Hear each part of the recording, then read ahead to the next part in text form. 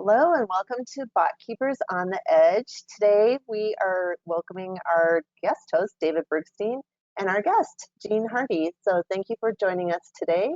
I'm going to turn the conversation over to the two of you. Thank you very much, Della. I think it's 11:59 and a half. I'll wait till the button hits 12, which is the start time, and then we'll kick off. So we hold on for like another second or two, and a second and two are going to be over in my mind already. So I'm going to start off, since I can't be quiet until I introduce our guest. I'd like to welcome today Jeanne Hardy. She's built a seven-figure CAS practice. She's quoted as empowering growth-minded firms, and she's the two-time CEO and founder of two firms. We'll find out about that. She's also on Crain's New York 2022 Notable Leader in Accounting and Consulting. She's a Forbes contributor, and we're going to hear about her. So let me start off by welcoming you, Jeanne, and ask you to please tell everyone about your journey from, I'll say, artist to entrepreneurship. Hi, David. Thank you. I'm so happy to be here talking to you again.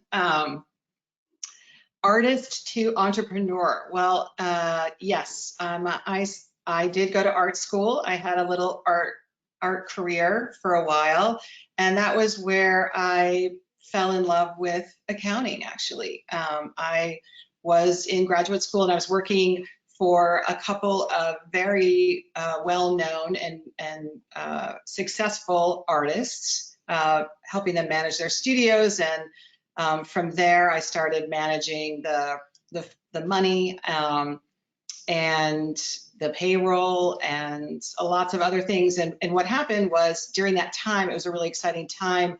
The art market was very, very hot.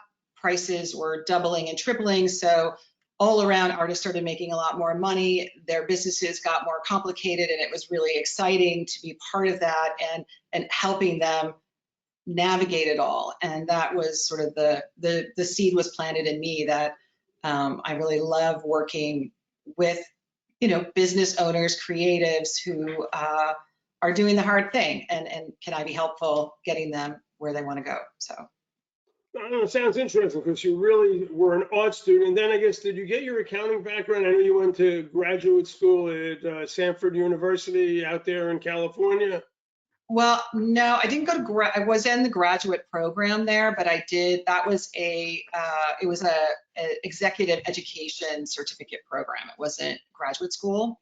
I did do some accounting. I did tax for about 5 years in a small accounting practice, but it was not for me. I actually really enjoyed working on the business side. So I just moved myself over to the business management, to the the outsourced accounting, the bookkeeping, and business management side. No, it sounds interesting. The reason I called you on to be on the show is you were listed, I think it was David Costello, the CEO of Jetpack. He created a list of top consultants in client accounting services and people who did well, and you were on that list. So it was kind of interesting that you're really not an accountant, and I see that the future going in that direction, but you're an entrepreneur who thinks strategically. So is that why you chose to open up, I think it's called Creative Business Incorporated, which is, I think your tagline is, you bring the creative, we'll take care of the business? That's right. Yep.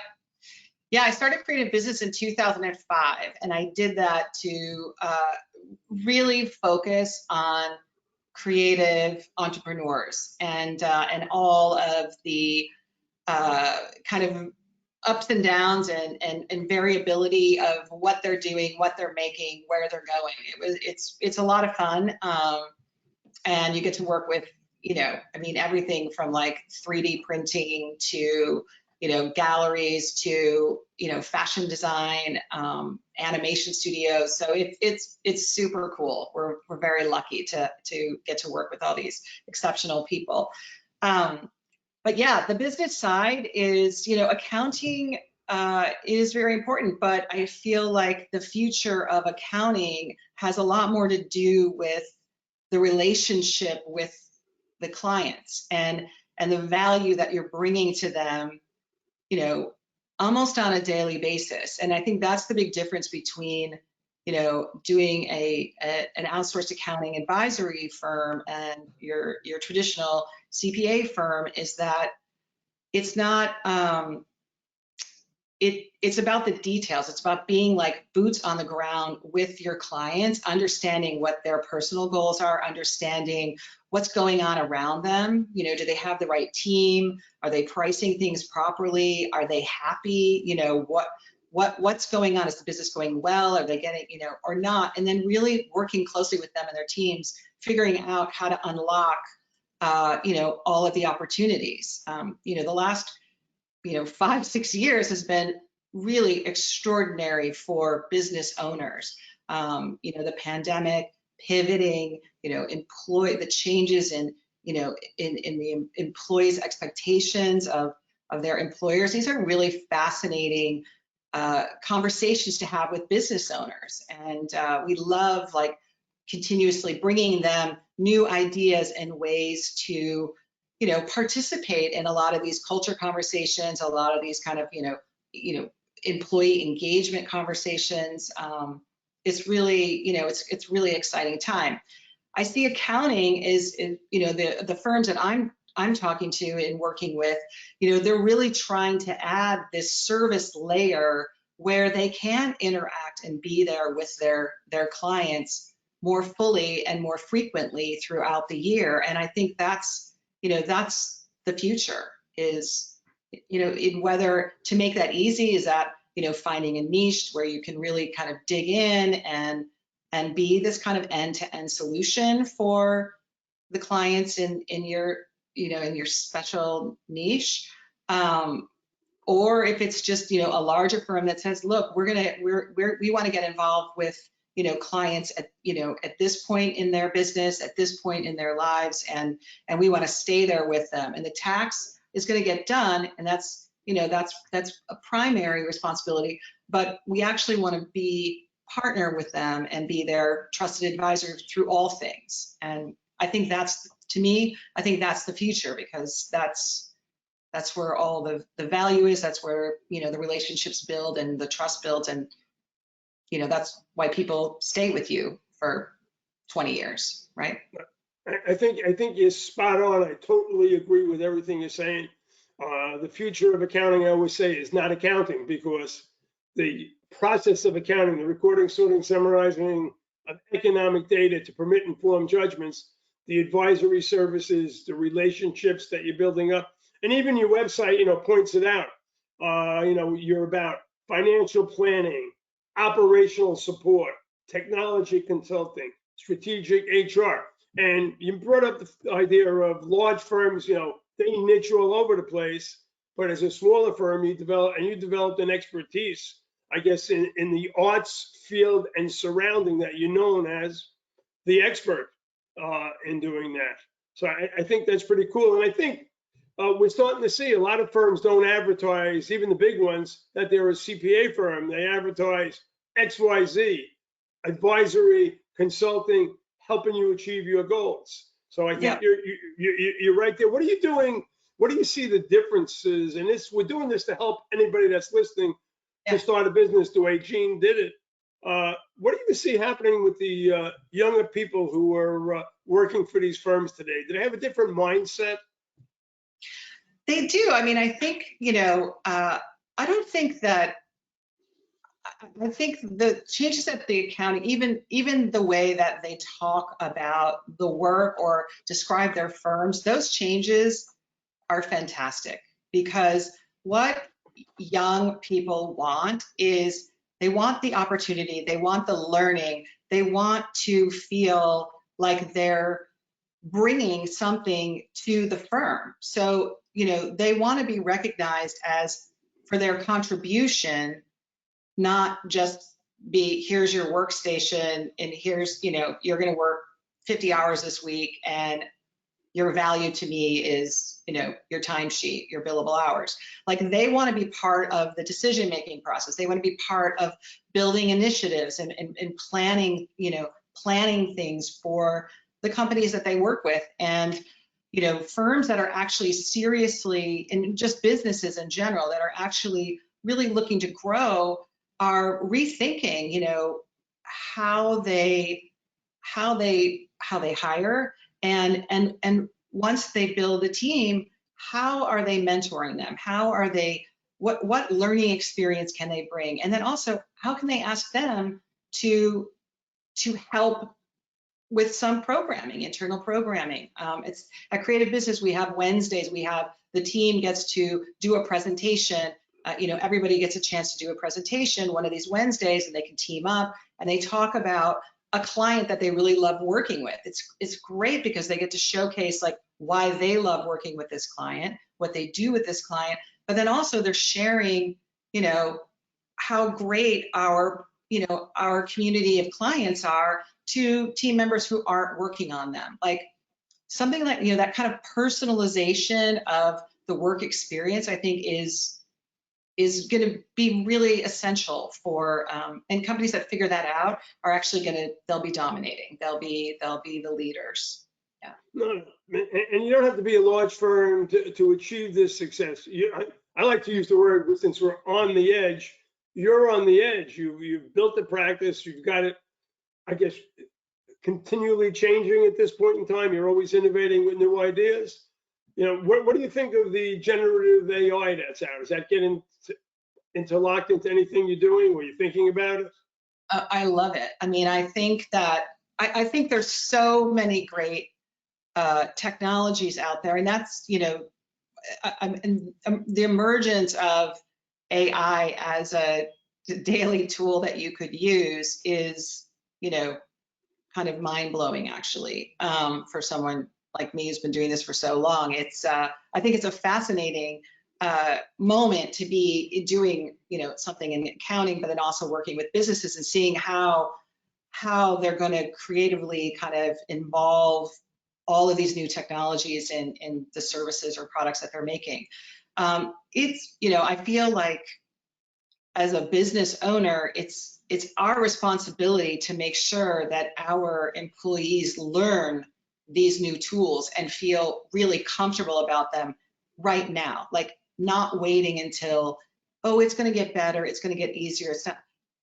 Getting the conversation started now and understanding the terminology and understanding use cases and understanding how people think about, all of the concerns around it, and having them incorporate it in small ways, even into their daily work lives. That's our job as employers, and I think that's just going to accelerate. Like, it's going to be up to us to really train and develop the workforce of the future. They're not learning it in school, right? Because the changes that are happening are so frequent. When, I'm constantly taking classes. That's just, you just have to be educating yourself. And, young people coming in, we need to teach them how to be growth minded and want to keep educating themselves on all of these things and have them learn the benefit, right? So I think AI is going to be great for all businesses because it's going to finally remove some of, number one, the stress around errors. I really believe that is a big problem with a lot of work. I see it, even with like e-commerce companies, like managing data across multiple systems is like rife with errors, and it causes a lot of stress. And, so removing some of those barriers are going to make businesses work a lot better. And I think when businesses work better and people can actually get stuff done, that's when innovation actually becomes exponential. Now, you bring up a lot of good points. Do you have a regular time besides Wednesdays where you allocate time to educate your staff on what's going on, just out of curiosity? Well, we try to do we try to do a lot of knowledge sharing opportunities throughout. So we work in teams, and I think that honestly, I think working in teams is the best way to kind of cross-train, share. People see different things when they're doing the work, and you just want everyone to be kind of sensitive to, something that might come up. Let's say that the client says, we're looking at a new space for our warehouse. That should, like, alarm bells should go off to the team to say, this is a great opportunity for us to bring some value to this client. Let's, hey, they're talking about a new space. Let's get a phone call. Let's help them make that decision. Let's use what we see every day, and let's help them make the best decision. Sometimes clients don't know that they can call on you when they're thinking about these things. It's a great opportunity. So having the team, be talking and sharing information all the time kind of allows that surfacing those interesting opportunities. That happens all the time. So that's a lot of learning. I think we're fully remote, so we do have to kind of like manufacture these things into our organizational structure so people have time to work together, right, and learn from each other.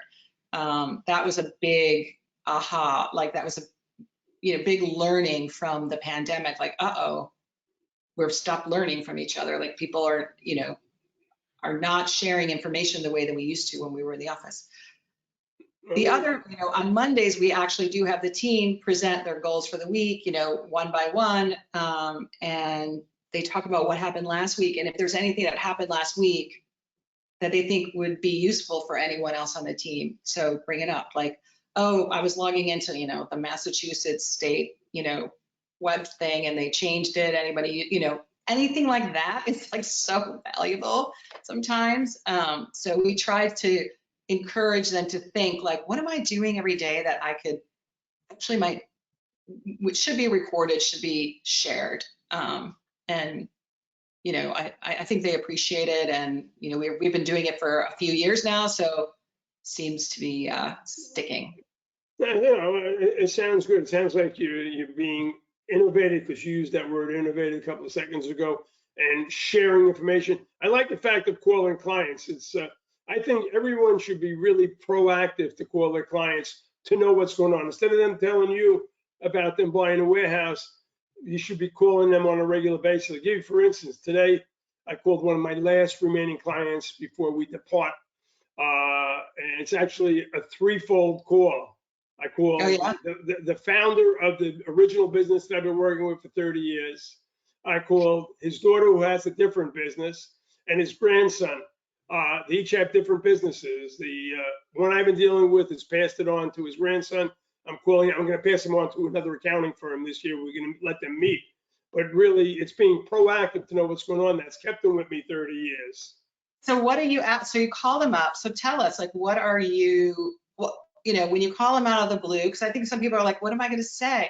What do you say? You call them up? How do you kind of get into that conversation? Well, it's kind of interesting. It's a relationship. I called them up and said, this is your bonus call today. Find out what's going on with you.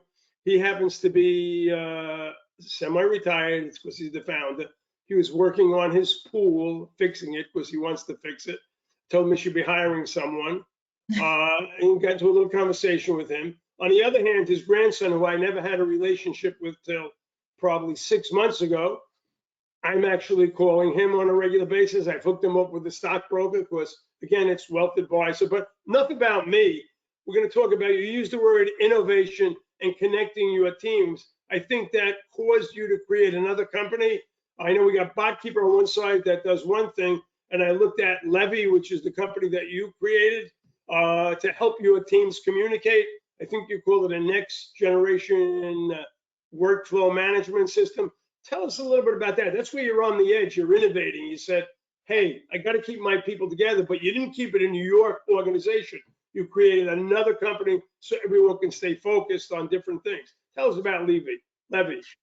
So one of the problems that I started noticing at Creative Business, we work with like 150 companies and we have a team of 20 to 25, was the work was getting very complex. So we were fully distributed. We have an offshore team. We're merging our tech stacks with our clients' technology in order to do our work. Sometimes it's like 29 different logins, right? So you've got client information kind of scattered across like 5 or 6 different platforms. And there was a moment where I was one of our employees was getting ready to go on, she was getting married and she was putting together her out of office plan, and she was working late, and I just went to say goodbye to her, and she was crying at her desk, and I was like, what's wrong? And she said, there is no way that anyone is going to be able to learn this. Like, it's too much. These clients are so complicated that it's not easy, and they're going to be stressed out, and the clients are going to be unhappy. Like, I'm just going to have to do some of this at home, or while I'm away. And I was like, oh my God! It was the first time that I realized how complex the work was. Like this layering of people and technology, and really needed to find a solution. So I kind of became obsessed with like, where is this coming from? And Deloitte and Gartner we're doing major reports on this, saying like this is one of the major factors of the Great Resignation. Technology, the experience that employees are having with technology is negative. It's causing like burnout, and it's this context switching. It like kind of stops your brain from functioning the way it's supposed to. Like really, it makes you exhausted. So, and then Gartner, wrote, digital workers spend 47% of their time looking for information just to do their work. 47% of their time. It's a huge, expensive problem. So I just became obsessed with it and was like, we have to solve, even if we cut that percentage in half, that's worth it.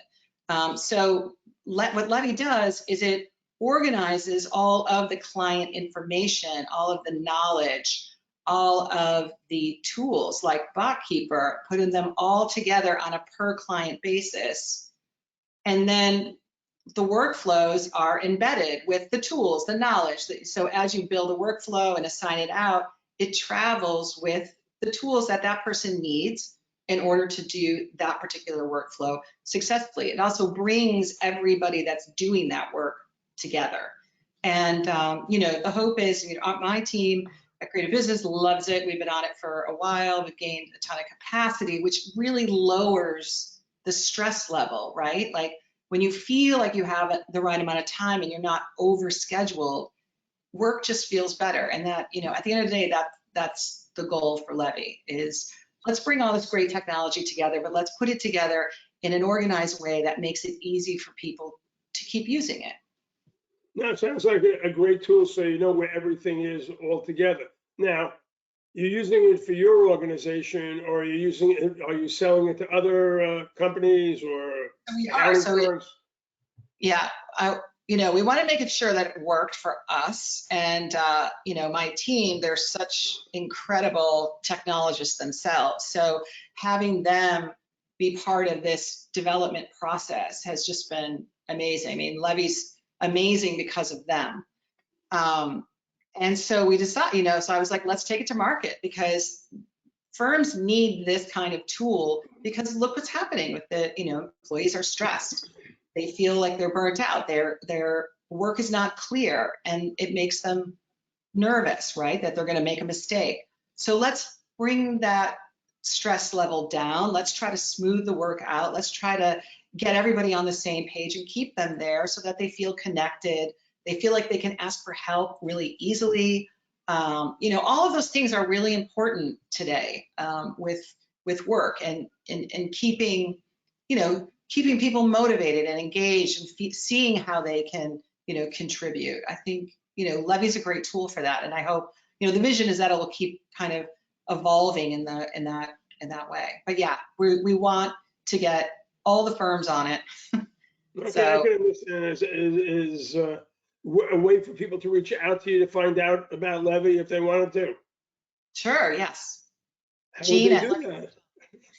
levvy.com. Yeah. You have a website that they can go to, right? Levvy.com, and they can find out information about it. It's levvy.com. Levvy stands for leverage, taking your business Okay. to the next level. I was going to ask you how you came up with the name. I got one other question for you here. What is the fourth floor Forbes Business Council that you're a member of? The fourth floor, the fourth effect.